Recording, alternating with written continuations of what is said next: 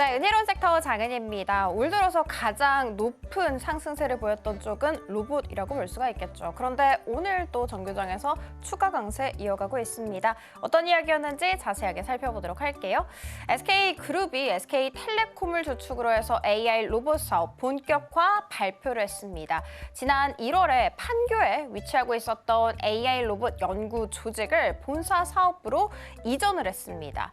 이 연구 조직은요, 생산 시설에 활용될 지능형 로봇 출시하는 것에 주력을 하고 있습니다. 이 조직이 본사 사업부로 이전했다라는 의미는 이 로봇이 출시 임박했다라는 신호로 해서 가능하겠죠. 자, 그러면 어디에 활용이 될까? 먼저 SK하이닉스와 SK온과 같은 SK그룹의 공장에 먼저 도입이 되고 추후 대외 사업으로 확장될 계획이라고 합니다.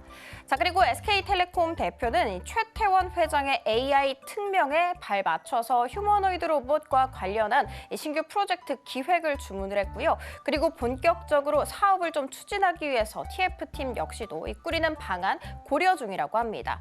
SK온이 2대 주주로 있는 유일 로보틱스 같은 경우에는 장중 한때 상한가 터치하는 움직임 보이기도 했고, 휴림 로봇 같은 경우에도 SK텔레콤과 라이선스 계약 체결 이력이 있죠. 이 이력이 좀 부각받기 시작하면서 지금 현재 상한가 안착해 있는 모습이라는 점 체크해드리도록 하겠습니다. 자, 그리고 그 밖에 다른 로봇 관련 이슈 살펴보도록 할 텐데 모두 다 일론 머스크와 관련되어 있는 이야기였습니다. 워싱턴 포스트에 따르면 일론 머스크의 최종 목표는 인간 노동력을 기계로 대체하는 것이다 라는 보도를 냈습니다. 특히 공무원을 대체하기 위한 기술 활용 굉장히 적극적인 움직임을 보이고 있으며 정부 효율부, 그러니까 일론 머스크가 이끌고 있는 부서이죠.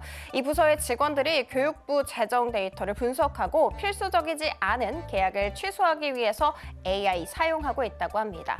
자, 그리고 테슬라 이야기입니다. 이 테슬라의 옵티머스 대량 생산하기 위해서 부품사들에게 부품 점검 지침을 내렸다고 하고, 그리고 올해 옵티머스 10,000대 제작 목표로 하고 있습니다. 그리고 내년부터 시작해서는 외부 판매 역시도 시작될 것이다 라는 이야기 나왔습니다. 이렇게 국내외적으로 로봇 상승 재료가 많았기 때문에 오늘 정규장에서 또다시 로봇 강세 이어지고 있습니다.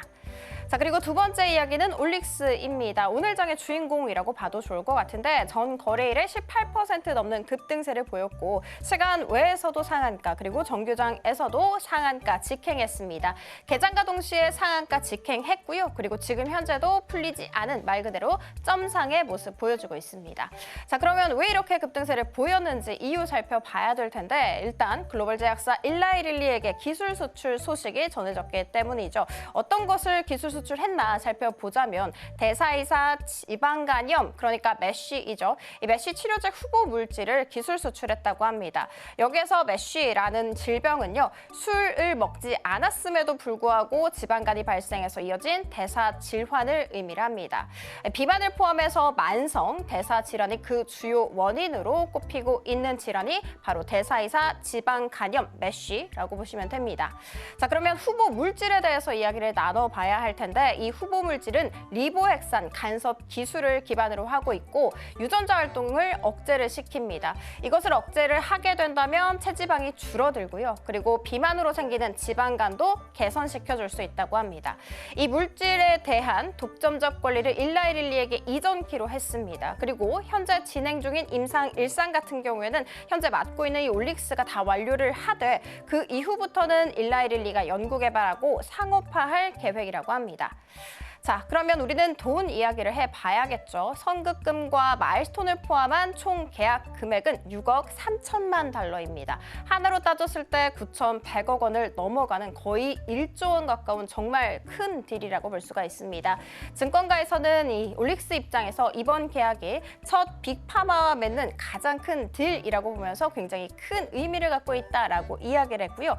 시총 3,800억 원 수준이었기 때문에 업사이드 충분히 열려 있다라면 중장기적으로 봤을 때는 일라이릴리의 비만 적응증 확장 유무가 추가 업사이드를 결정할 것이다 라고 이야기했습니다. 이 비만 적응증 확장 유무도 함께 잘 체크하시면 좋을 것 같습니다.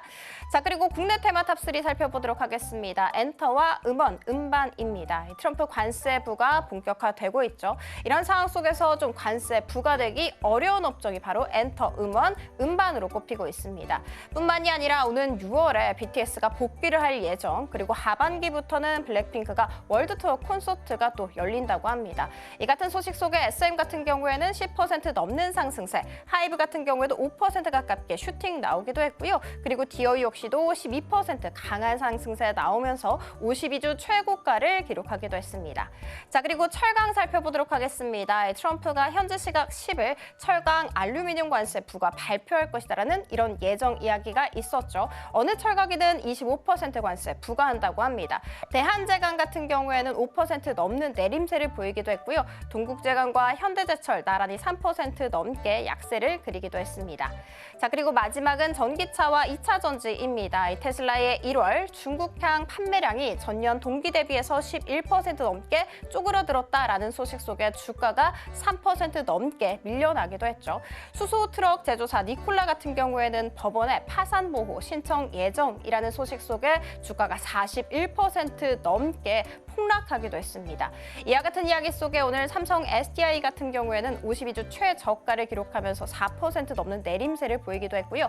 에코프로 BM 같은 경우에도 3% 넘는 약세를 그리기도 했다는 점 체크해드리도록 하겠습니다. 자, 지금까지 은희로운 섹터 함께 살펴봤습니다.